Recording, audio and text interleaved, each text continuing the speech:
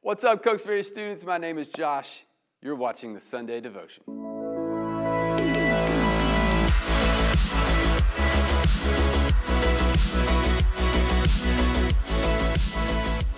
Hey, welcome to the Sunday Devotion. My name is Josh. So glad that you're here. Hey, we're just going to jump right in. And today we're going to be talking about the story of Nehemiah. Now, this has pretty timely significance to us because it's a brand new year.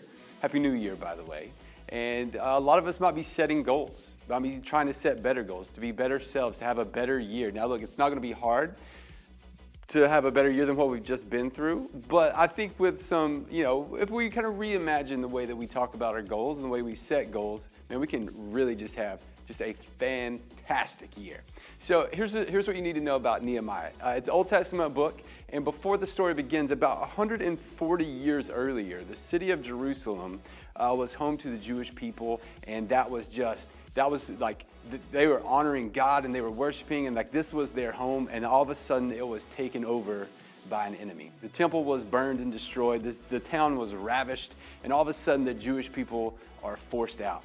So if you are Jewish living in Jerusalem, all of a sudden you went from this center of Jewish culture to a loss of your home, the loss of your place of worship. You are now exiles. You've probably lost friends, you've lost family, and now you are a refugee searching for a new place to call home in a different culture, maybe even a different language, and they're probably worshiping a different God. Like your life has been turned upside down through that attack.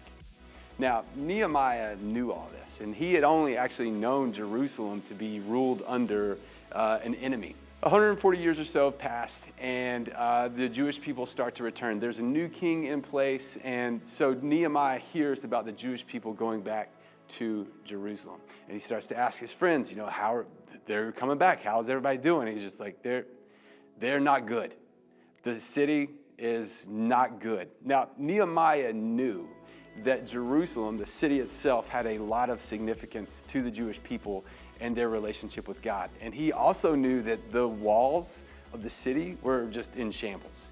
At that time, if your city had no walls, you were just wide open to an attack, which is what Jerusalem had just experienced. So Nehemiah, his heart just breaks for his people, for the Jewish people, and he sets out on a God-sized goal of rebuilding the city walls.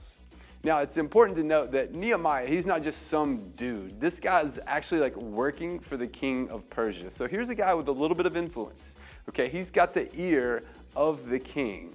And as we get into chapter 2, we notice that one day he goes before the king, and finally the way he looked on the outside was how he felt on the inside, and he was just heartbroken. He looked devastated. And the king notices this. He kind of pulls the facts out of him. He's just like, what's going on? And he's just like, man, my people are hurting, and if we don't rebuild this, they're going to be hurting even more. And we're going to stop right there. But let's look at a few things as we think about setting our goals for the new year. Like Nehemiah's God-sized goal, our goal this year should begin with a difficulty. Now, for Nehemiah, that was literally rebuilding a city walls. Now, that's not to say that in your own life you have to go cause a difficulty or wait for something difficult to happen. If our eyes are open, if our ears are open, if you're on the internet or watching the news, there's difficulty all around us. But we need to find a difficulty that we have to put our faith in God to get it done. So if we have a God-sized goal, it's got to begin with a difficulty and a challenge. And then number 2, if we have a God-sized goal, it has to begin in prayer. When Nehemiah got this news about the Jewish people coming back in the state of Jerusalem, man, he fell to his knees. He began to pray. He began to weep. One of the verses that actually says he fell and he wept just for the people. His heart was breaking so much that he couldn't help but to just weep and just immediately begin to pray to God of, what can I do? God, strengthen me. God, lead me. God, give me a dream. Give me a vision. Give me a task. Give me a job. God, let's do something. And that's how we should begin as well. If we want to have a God-sized dream, it has to begin with prayer. And then finally, the third thing, if we have a God-sized dream, it has to begin with God's help. Now, look, Nehemiah, for the city of Jerusalem, he could have gone and he could have fed hungry people. But he could have done that. He could have gone and maybe started a foundation.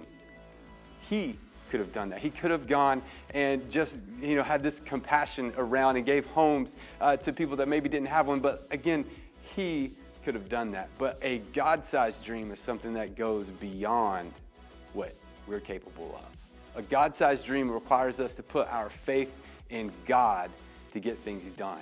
A God-sized dream is well beyond the limits of our human form, of our mind, of our wisdom, of our strength. A God-sized dream has to begin with God's help. I hope this year, as we're thinking about who we want to be and where we want to go, that our eyes are open to the difficulties around us, that our hearts are open and compassionate and empathetic to those that are hurting, in need, struggling, in pain, grieving. And we see the difficulties around us. We do what we can. And look, foundations and giving and feeding hungry people, all those are good things, and those are steps to a God-sized dream. But we need to dream bigger. What is something that's so far beyond us that we will never be able to do it without the help of God?